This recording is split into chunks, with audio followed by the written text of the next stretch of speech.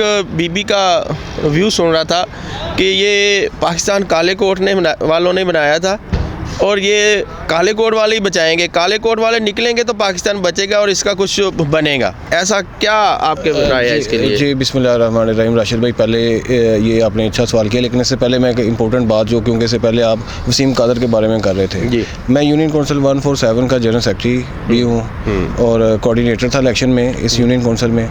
मियाँ मोहम्मद आबिद रशीद मेरा नाम है।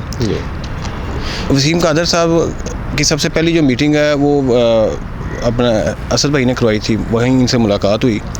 इन्होंने एक इल्ज़ाम लगाया, ठीक है पार्टी लोग छोड़ते हैं, उसका घटियापन छोड़ दिया, कोई इशू नहीं, लेकिन घटिया इल्ज़ामात नहीं लगाने चाहिए। इसने कहा जी मैंने 12 करोड़ रुपया दिया। मैं आज आपके तवज्जुह से वसीम कादर से कहता हूँ, वसीम कादर तुम नाम बताओ किस बंदे को तुमने 12 करोड़ दिया है। इमरान खान जेल में है, तुमने जिस बंदे को 12 करोड़ रुपया दिया नाम बताओ, मैं तुम्हें 12 करोड़ सूद समेत वापस करता हूँ, तुम हमारे वोट वापस करो। तुम वो बंदे हो जिसके ऊपर मैंने 12.5 लाख रुपया लगाया है, तुमने 1 रुपये की कंपेन नहीं की। तुम्हारी हमने जितनी मीटिंग्स अपनी यूसी में कराई, उसके बाद पुलिस रेड करती थी, उन बंदों को मैं छुड़वाता था, मेरी टीम छुड़वाती थी। असद भाई हैं, राशिद भाई, जहांदाद, इन्होंने आपकी मीटिंग्स करवाई। आपको पता है बड़े अच्छे जलसे, नहायत फस्तायत के आलम में आपकी मीटिंग्स हम करवाते रहे, आपके स्टिकर छपवाए, फ्लैक्सेस, बेशुमार लोगों ने आप पे पैसा खर्चा। मेरा 12.5 लाख रुपये आप पे लगा है, मेरे पास वो सबूत वो रसीदें मौजूद हैं। इलेक्शन डे तक आप मेरे मकरूज़ हैं।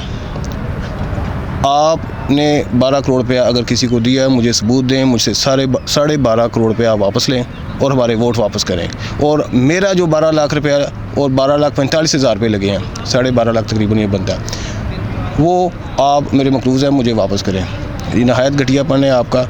और हमने कानूनी तौर पे आपके ख़िलाफ़ 63A की पटिशन भी फ़ाइल की हुई है। मज़ीद मेरे साथ मेरे वोटर्स जो हैं जिन्होंने आपका हलफ सुना, जिन्होंने आपसे जलसों में, महफिल में आपसे ऑन रिकॉर्ड आपसे हलफ लिए हुए हैं, जिनको आपने हलफ दिया हुआ है, वो लोग आपको तलाश कर रहे हैं, मुझसे रब्ता कर रहे हैं। मैं मज़ीद आपके ख़िलाफ़ जो है वो पटिशन फ़ाइल करूँगा और आपको इंशाल्लाह अल्लाह ताला तो पूछेगा, लेकिन ये अवाम भी पूछेगी, इस दुनिया में भी आप दलील होंगे।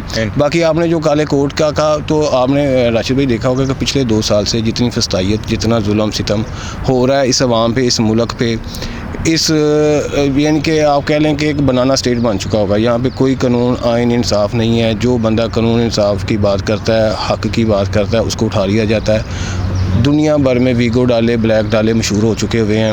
लेकिन अंग्रेज़ के दौर में भी जितनी मर्जी फस्तायत थी, जुल्म सितम था, ग़ुलामी थी, लेकिन अदालतें काम कर रही थी, इंसाफ हो रहा था, जो आइन लिखा हुआ था, मंजूर शुदा था, उस पर अमल था। अब हमारा आइन आपको पता है 2 साल से मुअत्तल हो चुका हुआ है और इस सारी फस्तायत का मुकाबला वकीलों ने किया है, काले कोड ने किया है। हमारे बेशुमार वकला इसी कानून की अमलदारी के लिए अभी भी जेलों में बंद हैं, पाबंदे सलासल हैं, लेकिन हौसले पस्त नहीं हुए।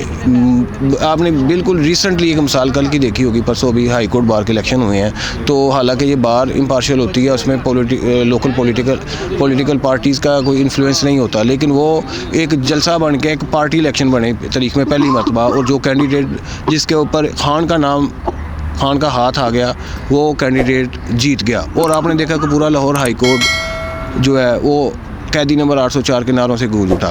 तो ये है कि काला कोड बिल्कुल खान के साथ इसलिए खड़ा है कि खान कानून आइन की बालादस्ती के लिए खड़ा है। खान जब तक कानून आइन की बालादस्ती के लिए जुल्म के ख़िलाफ़ खड़ा है, डट के खड़ा है, तब तक वकला भी उसकी सपोर्ट करेंगे। खान के अलावा कोई भी जो कानून की आइन की बालादस्ती की एफर्ट करता है, वकला हमेशा उसके साथ होते हैं। मेरी बहन ने अगर वो बात की कि वकला किधर हैं, तो हम मौजूद हैं। मेरी बहन, हम मौजूद हैं।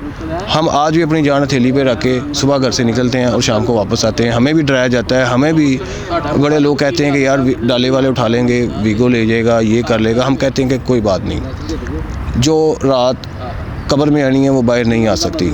हम अपनी शहादत देने के लिए, मरने के लिए तैयार हैं। कानून आइन इंसाफ की बालादस्ती ये अल्लाह ताला का हुक्म है। अल्लाह तबारक व तआला ने कुरान मजीद में फरमा दिया, वमन लम यहकुम बिमा अंज़लल्लाहु फउलाइका हुमुल फासिकून। जो अल्लाह तबारक व तआला की नाज़िल करदा किताब के मुताबिक हुकूमत नहीं करते, वो फासिक है। और फिर एक इसी आयत में फरमाया गया वो ज़ालिम है। और फिर तीसरी जगह फरमाया गया कि वो काफिर है। हम जो कर रहे हैं ये अल्लाह ताला के हुक्म के मुताबिक और कुरानी अहकामात के मुताबिक कर रहे हैं। हम किसी के पे एहसान नहीं कर रहे। शुक्रिया। थैंक यू आबिद भाई।